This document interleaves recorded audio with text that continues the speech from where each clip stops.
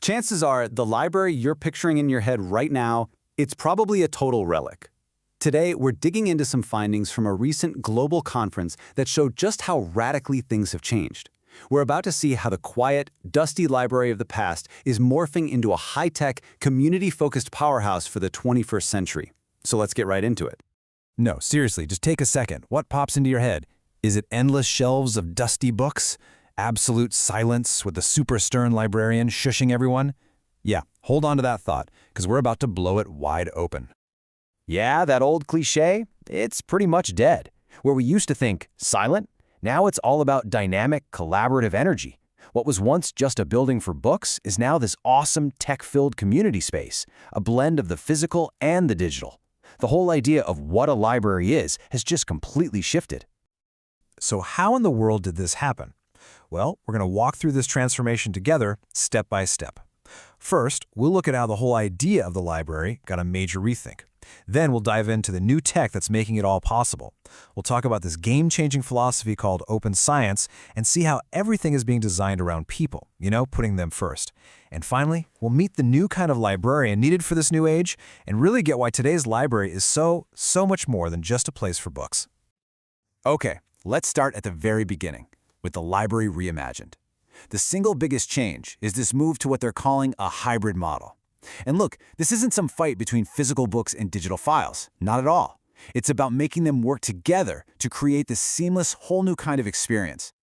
And each side of this hybrid model has a really important specific job to do. The physical library, that's the heart of the whole academic scene. It's where you go to meet people, to collaborate, to get your hands on some really cool new tech. But the digital side, that's the engine running 24/7.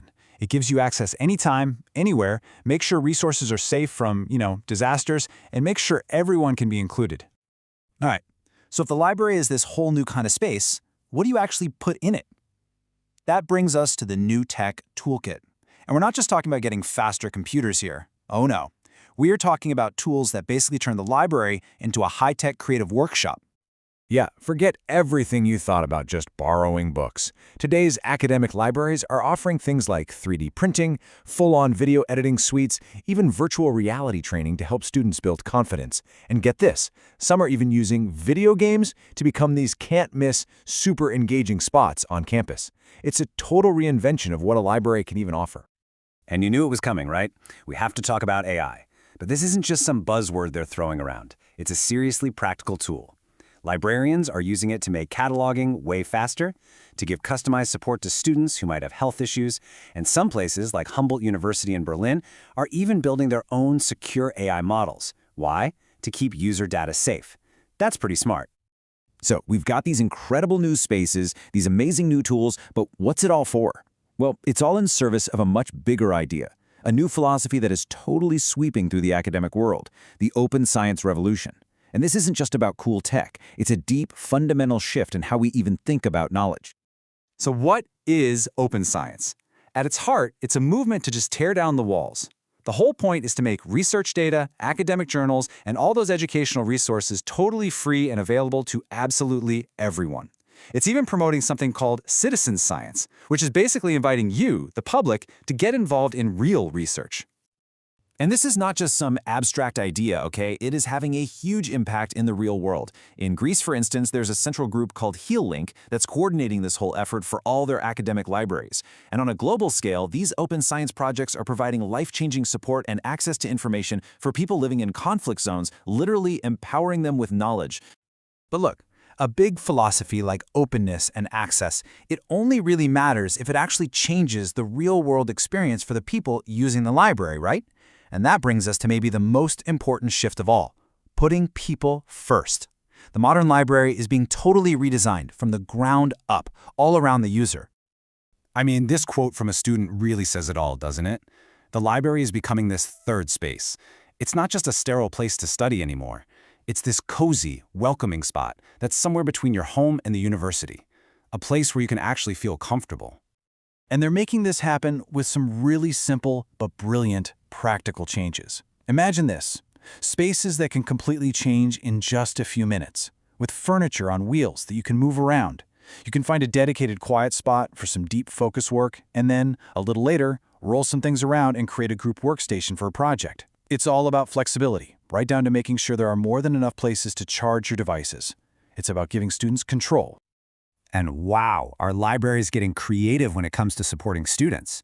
At the University of Sorbonne in Paris, they came up with this amazing idea to help students deal with stress during finals. They're organizing visits with pets right there in the library. I mean, come on, that is just a perfect example of thinking about the human side of things. Of course, you need someone to actually run this whole new operation, right?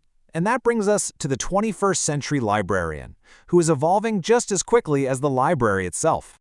Yeah, the librarian today is way less of a gatekeeper and much more of a tech-savvy guide. They've got to have AI literacy to handle the new systems and advanced digital skills to teach others. They're also basically part-time social media managers using things like TikTok and WhatsApp to connect with students where they are. And on top of all that, they're data analysts using tools like Linktree to see what people are actually using and figure out how to make the library even better. So when you put all these pieces together, what do you get? Well, that brings us to our final section, more than just books, where we zoom out and look at the library's growing role in the wider world. Just stop and think about the weight of this for a second. Libraries are now seen as key partners in achieving the United Nations Sustainable Development Goals. And the logic is actually pretty simple. When you guarantee public access to information, you empower people. You help them make better decisions, improve their own lives, and fight inequality, making sure that, as they say, no one will be left behind. It's like the walls of the library are becoming more porous, you know? It's shifting from being just a hub for the university to being a true anchor for the whole community. It's actively promoting everything from financial literacy to social inclusion and getting citizens involved. It's really becoming a cornerstone of a healthy society. Okay, to wrap all this up, I want to leave you with one final, pretty radical idea for the future. One that puts the power squarely in the hands of the people who use the library. What if you, the student, the researcher, the person from the neighborhood, what if you got to help decide how the library spends its budget? This idea actually has a name. It's called participatory budgeting. It's a genuinely democratic process where the community gets together to identify, discuss, and then vote on how to spend public money. It is a really bold vision for the future, right? A future where the library isn't just for the people, but truly by the people. And it kind of leaves us with a big question. What kind of library would you build?